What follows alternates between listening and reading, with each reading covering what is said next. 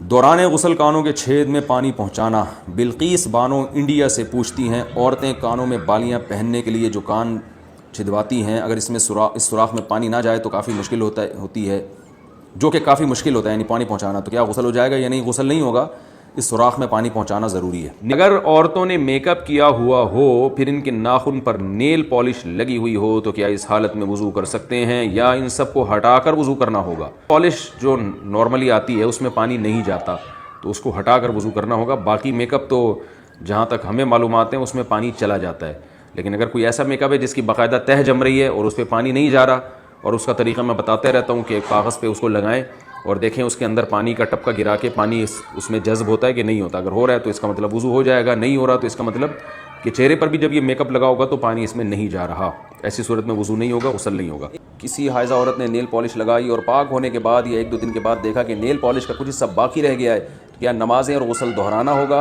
اور روزے کا کیا حکم ہے؟ جی ہاں، دہرانا ہوگا، کیونکہ اتنا سا بھی اگر ایک بال کے برابر بھی جگہ خشک رہ جائے تو نہ وضو ہوتا ہے اور نہ غسل ہوتا ہے۔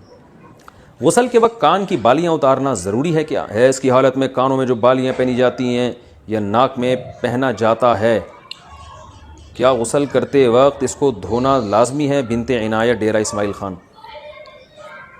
جی ہاں، دھونا لازمی ہے۔ اگر ہلانے سے پانی اندر پہنچ جاتا ہے تو نکالنا ضروری نہیں ہے۔ اگر ہلائے بغیر، یعنی وہ جو ناک میں ہے یا کان میں بالی ہے اس کو نکالے بغیر سوراخ میں پانی نہیں پہنچتا تو پھر اس کو دھونا لازم ہے۔ ڈالیں اچھی طریقے سے بالی کو، کانوں میں جو خواتین کے بالیاں ہوتی ہیں پانی کا چھینٹا ڈال کے نا اچھی طرح سے بالی کو ہلا لیا جائے اور پانی پھینکا جائے تو پانی پہنچ جاتا ہے۔ غسل کا صحیح طریقہ کیا ہے؟ بنت یوسف۔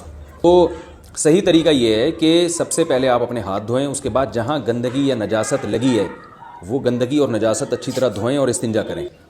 اس کے بعد آپ مکمل وضو کریں جیسے ہم پراپر وضو کرتے ہیں، اور پھر اس کے بعد آپ پورے جسم پہ پانی ڈالیں۔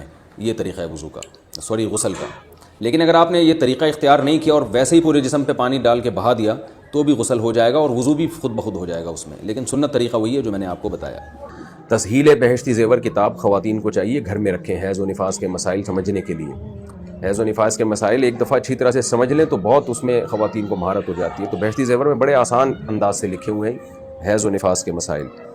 آج کل شرعی مسائل کی طرف لڑکیوں کی توجہ ہی نہیں ہے، ڈاکٹر بن رہی ہیں، انجینئر بن رہی ہیں، طہارت کے احکام اسلام تو آپ کو طہارت کے احکام بھی بتاتا ہے نا، تو آپ کو میڈیکل کالج میں تھوڑی بتائی جائیں گے یہ حیض و نفاس کے شرعی احکام کیا ہے؟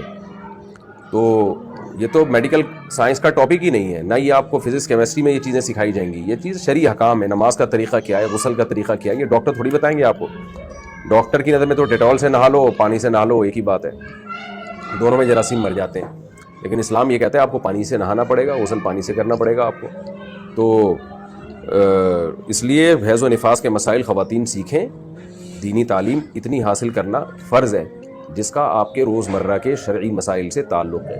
طلب العلم فریضۃ علی کل مسلم و مسلمہ، نبی نے فرمایا کہ ہر مسلمان مرد اور عورت پر علم کا سیکھنا فرض ہے۔ تو اس کی تفسیر میں تشریح میں علماء کہتے ہیں آپ کو جن مسائل کی روزمرہ ضرورت پیش آتی ہے چاہے مرد ہو یا عورت، تو وہ علم آپ پر سیکھنا فرض ہے۔